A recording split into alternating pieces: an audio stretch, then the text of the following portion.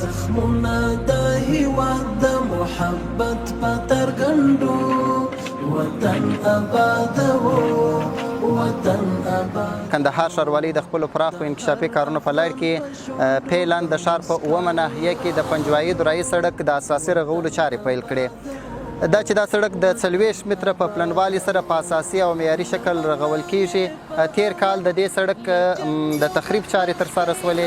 د دې سړک په مسیر کې چې کوم موانع و کوم دوکانونه کورونه و د هغو د استملاک او تخریب چارې تیر کال ترسره شولې. اوس فعلا دا د رغنیزې چارې پیل شوې. د دې سړک کارونه به په 2 فازه کې پای ته ورسیږي.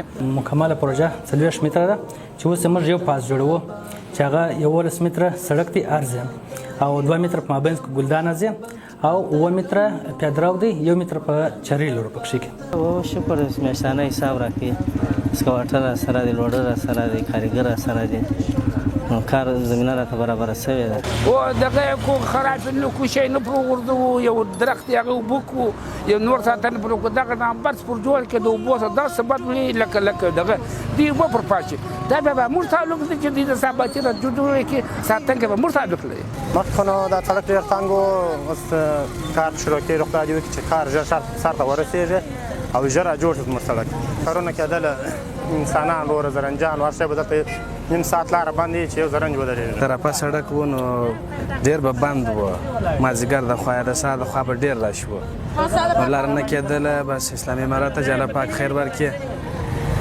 سړک د طرفه کوي تقریبا ډېر مصارف هم پر راځي زموږ تاسو لپاره دا سړک جوړوي.